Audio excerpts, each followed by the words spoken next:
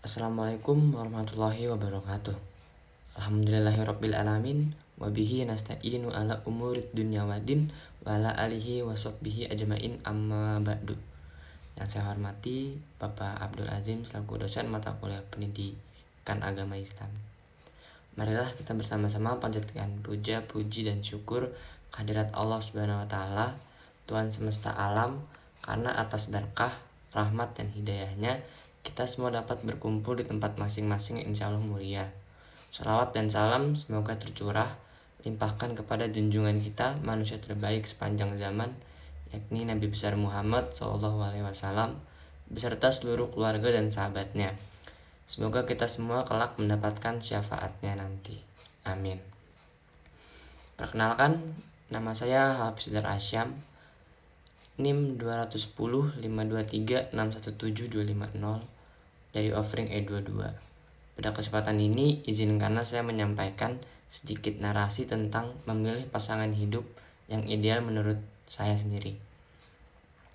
Kelihatannya membicarakan tentang pasangan hidup selalu menjadi topik yang menarik untuk didiskusikan. Setiap orang harus memilih pasangannya, pasti dengan cara-cara yang terbaik.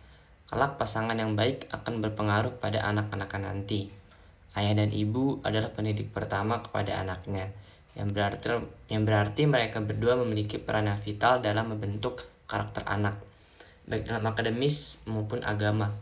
Untuk itu penting untuk mencari pasangan yang baik, agar pendidik yang terbaik bagi diri kita sendiri dan tentunya anak kita nanti.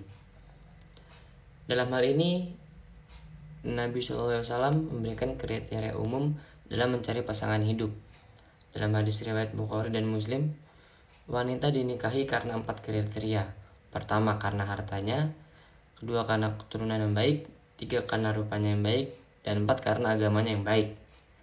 Beruntunglah kamu yang memilih wanita karena agamanya dengan baik. Demikian kamu akan berbahagia. Ciri terpenting menurut hadis ini adalah beragama. Harta bisa hilang atau berkurang, bahkan kadang-kadang menyusahkan. Turunan yang baik, misalkan kepahlawanan, tidak akan menjadi jaminan. Kecantikan sendiri mudah hilang seiring berjalannya waktu, bahkan tak jarang memicu perpecahan keluarga. Dan terakhir, agama. Dan inilah yang terpenting, dan inilah yang menjadi jaminan kebahagiaan rumah tangga. Hadis riwayat Ibnu Majah mengatakan bahwa janganlah kalian menikahi wanita karena kecantikannya. Mungkin justru kecantikannya itu yang menyebabkannya ia sesat. Jangan menikahi wanita karena hartanya. Banyak mungkin harta itu kelak yang menyebabkan ia sesat atau sombong. Nikahilah wanita karena agamanya.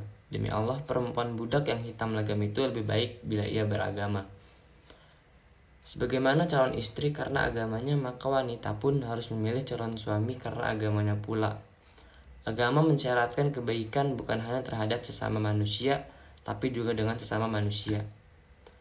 Agama yang baik adalah pilar yang akan melahirkan cinta dan kasih sayang dalam keluarga. Agama akan melahirkan kebaikan, kebaikan akan melahirkan rasa hormat, dan pada akhirnya rasa hormat akan melahirkan cinta suci yang akan menjadi sakinah, mawaddah, dan warohmah. Wanita yang baik hanya untuk laki-laki yang baik, maka suami yang baik untuk istri yang baik pula. Keduanya adalah fondasi keluarga yang akan membawa keluarga menuju kebahagiaan dunia dan akhirat. Kita tahu, kepribadian anak adalah cerminan sebuah keluarga. Jika sebuah keluarga tentram dan harmoni, tentunya akan menyangkut dengan kepribadian positif anak. Maka perihal jodoh adalah perihal tentang arah dan tujuan hidup yang ingin dicapai, bukan hanya tentang keduniawian, tetapi juga akhirat. Bukan hanya hidup semati, melainkan hidup surga. Setiap muslim yang ingin beruntung dunia akhirat hendaknya mengidam-idamkan sosok pasangan dengan kriteria sebagai berikut. Yang pertama, taat kepada Allah dan Rasul-Nya. Ini adalah kriteria yang paling utama dari kriteria yang lain. Maka dalam memilih calon pasangan hidup, minimal harus terhadap syarat ini. Karena Allah Ta'ala berfirman, Inna akramakum indallahi atqakum. Sesungguhnya yang paling mulia di antara kalian adalah yang paling bertakwa. Quran Surat Al-Hujurat ayat 13.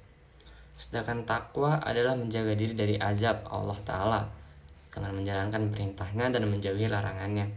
Maka hendaknya seorang muslim berjuang untuk mendapatkan calon pasangan yang paling mulia di sisi Allah, yaitu seseorang yang taat kepada aturan agama. Rasulullah SAW pun menganjurkan memilih istri yang baik agamanya. Dari Abu Hurairah radhiyallahu anhum, Rasulullah SAW bersabda, wanita biasa dinikahi karena 4 hal: karena hartanya, karena kedudukannya, karena parasnya, dan karena agamanya. Maka hendaklah kamu pilih wanita yang bagus agamanya, keislamannya. Kalau tidak demikian, niscaya kamu akan merugi. Hadis riwayat Bukhari Muslim. Jika demikian, maka ilmu agama adalah poin penting yang menjadi perhatian dalam memilih pasangan.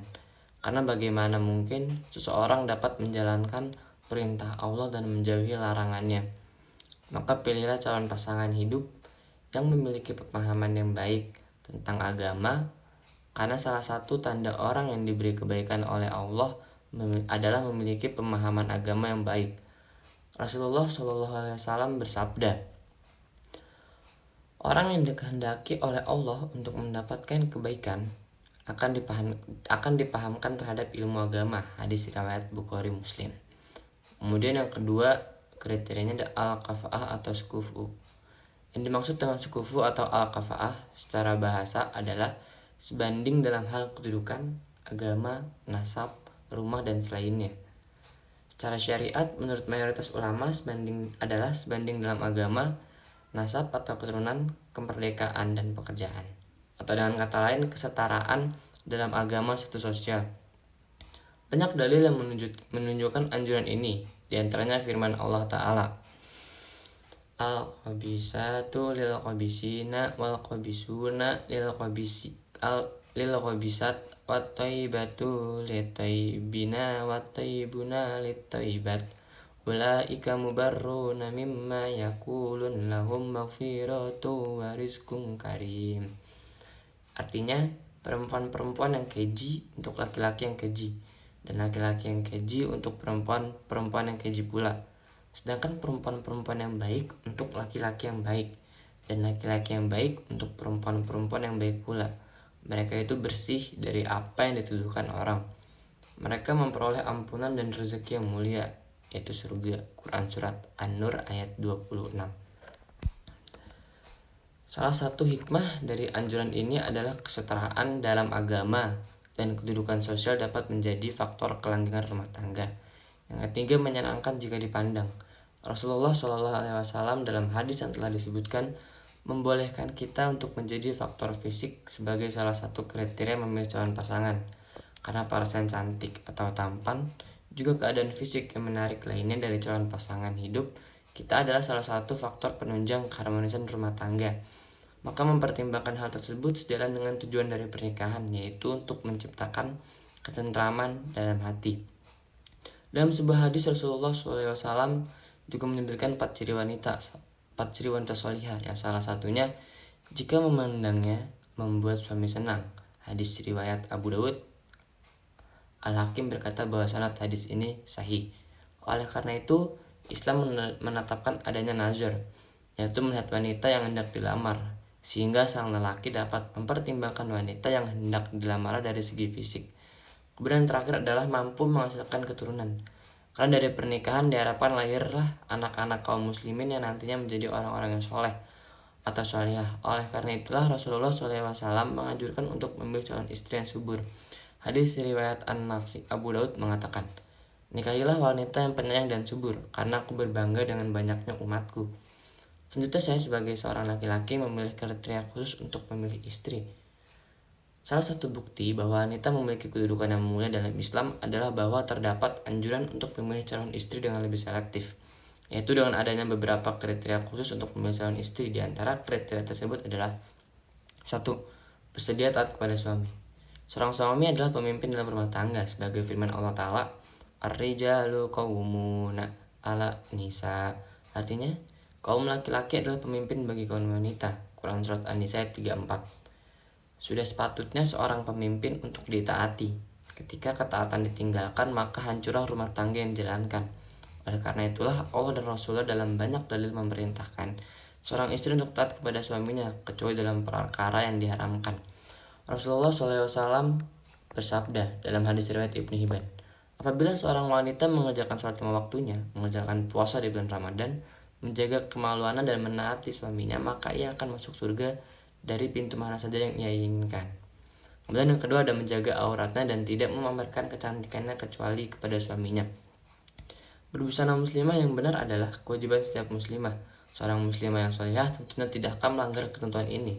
Allah Ta'ala berfirman, Ya ayyuhan nabiyyu qul li azwajika wa banatika wa nisa'il mu'minina yudnina alaina min jalabibihin zalika ada ayyurafna fala yuzain wa kanallahu ghafurur rahim. Wahai Nabi, katakanlah kepada istri-istrimu, anak-anak perempuanmu dan istri-istri orang mukmin, hendaklah mereka mengulurkan jilbabnya ke seluruh tubuh mereka. Quran Surat Al-Ahzab ayat 59. Kemudian Rasulullah SAW bersabda dalam hadis riwayat Muslim, wanita yang berpakaian, namun pada hakikat telanjang yang berjalan melenggang, kepala mereka bergoyang bak punuk unta, mereka tidak akan masuk surga dan bahkan mencium wanginya pun tidak. Padahal wanginya surga dapat tercium dari jarak sekian dan sekian. Berdasarkan dalil-dalil yang ada, para ulama merumuskan syarat-syarat busana muslimah yang syar'i, diantaranya menutup aurat dengan sempurna, tidak ketat, tidak transparan, bukan untuk memamerkan kecantikan di depan lelaki non-mahram, tidak meniru ciri khas busana non-muslim, tidak meniru ciri khas busana laki-laki, dan lain-lain. Yang ketiga, gadis lebih diutamakan dari janda. Rasulullah SAW menganjurkan agar menikahi wanita yang masih gadis, karena secara umum wanita yang masih gadis memiliki kelebihan dalam hal kemesraan, sehingga sejalan dengan salah satu tujuan menikah. Hal ini semua dapat menambah kebahagiaan dalam pernikahan. Rasulullah SAW bersabda, menikahlah dengan gadis, sebab mulut mereka lebih jernih, rahimah lebih cepat hamil, dan lebih rela pada pemberian yang sedikit. Hadis riwayat Ibnu Majah disahihkan oleh Al-Albani. Namun tidak mengapa menikah dengan seorang janda jika melihat maslahat yang besar, seperti sahabat Jabir bin Abdillah radhiyallahu anhu yang menikah dengan janda karena ia memiliki 8 orang adik yang masih kecil sehingga membutuhkan istri yang pandai merawat anak kecil. Kemudian Rasulullah SAW pun menyetujui. Hadis riwayat Bukhari Muslim. Yang terakhir ada nasabnya baik.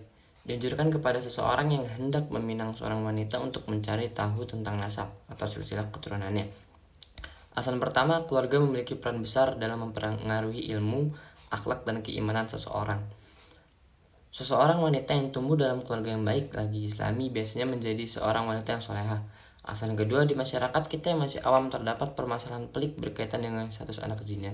Karena dalam ketentuan Islam, anak yang dilahirkan dari hasil zina tidak dinasabkan kepada si lelaki pezina, namun dinasabkan kepada ibunya. Berdasarkan hadis riwayat Bukhari mengatakan, anak yang lahir adalah pemilik kasur, suami dan pezinanya dihukum. Oleh karena itulah, seseorang lelaki yang hendak meminang wanita terkadang perlu untuk mengecek nasab dari calon pasangan. Semoga kita mendapatkan pasangan hidup terbaik dengan cara-cara yang baik. Barangkali demikianlah yang dapat saya sampaikan. Kurang dan lebihnya mohon dimaklumi dan dimaafkan. Billahi taufiq wal hidayah. Wassalamualaikum warahmatullahi wabarakatuh.